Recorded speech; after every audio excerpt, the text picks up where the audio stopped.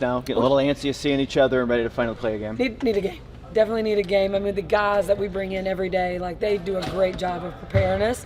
I let them play against each other today, and that's how we ended practice. And I did it because that was a great competitive game between our blue team and our gray team. But yeah, it's time to see some competition. Like, it's been a long time. How important are the next two at home? Get the reset right here tomorrow. Yeah, you know, we're not looking any further than Phoenix. I mean, that is the next one on the list. The habits that we've created, the habits that we worked on during this break, having some players available like Dantas to get minutes in practice that hasn't been able to do that. Just being able to be around each other, like, just ready for Phoenix to see how that all plays out from what we put in during this break. What has Temmie's availability been like kind of over these past couple weeks? Yeah, she's still, we're close. We're a lot closer than we were before the break. But just, we don't want to do anything that's going to set her back anymore. So we're just being very cautious. How important are those scout guys? Oh, man. You know, we wear them out. Like, we ask them to do things to make it really, really difficult so the games don't seem as hard. And that's what I tell our players, you know, like, they'll play a really good segment on defense, and the guys will just jump up and hit a really big shot. Like, it's deflating because you played such good defense, but these guys are doing things that are just making us better. Mm-hmm. So every day, the way they pressure us, the way they get out and guard us, they're really physical. It just makes us better where we need to be better. How much film work do they do so that they show you looks that you're going to see on the floor? I know the coaches who have scouts for the different teams will pull them aside and show them some different sets that they're going to run.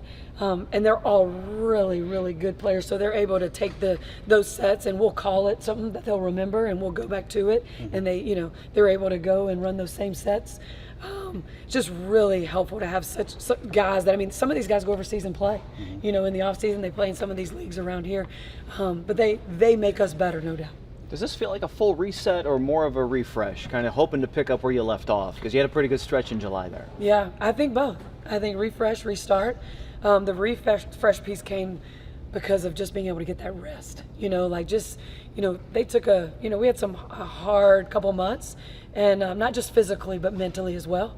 I was really happy Caitlin was able to get some rest. She hadn't had any rest since she started her college season last year. So just for her to get her legs under. So just the rest, and then the refresh, and then just, my gosh, like, able to practice. That's been huge for us. Able to have, like, team bonding, like team chemistry. All that plays into the sustainable success that the Indiana Fever is trying to get back. It's obviously a super competitive group. Do you feel like things kind of leveled up a little bit today, knowing that there's a game on the other side of these two practices? Yeah, no. Especially when you got a point guard like Caitlin Clark. I mean, she's the ultimate competitor, and she makes other people around her have that same mentality, which is great. But no, like, all of them want to win every drill that we do, whether it's, a 2-on-2 drill, a shooting drill, 5-on-5. How does Juice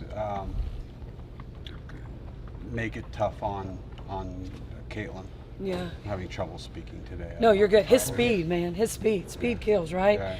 And he just, I'm asking her to get up and pressure right over that half-court line, and he makes that really, really hard for her. But like I keep saying, like, these guys are making us better. In what ways have you seen Caitlin revitalize? Because it seems like she's more forward, more outgoing, more probably herself that she wasn't able to be maybe in the first couple of months. Yeah, I think that has just a lot to do with the time spent with her teammates, right? Like, we were here for a week of training camp before we started playing, thrown into the fire. We didn't have that time for those, that camaraderie that comes along with being around people, right? Like I said it earlier in an interview, like, a team that likes each other just plays harder for each other. They sacrifice for each other. We were able to get some stuff out of our break where we were just working on just that team chemistry, and I think it's really going to pay off. How important is it then that, obviously in the moment it sucks not having someone on the Olympic team, but knowing you had, like, a full group ready to hit the ground running, while some teams might have still had people playing in medal games overseas?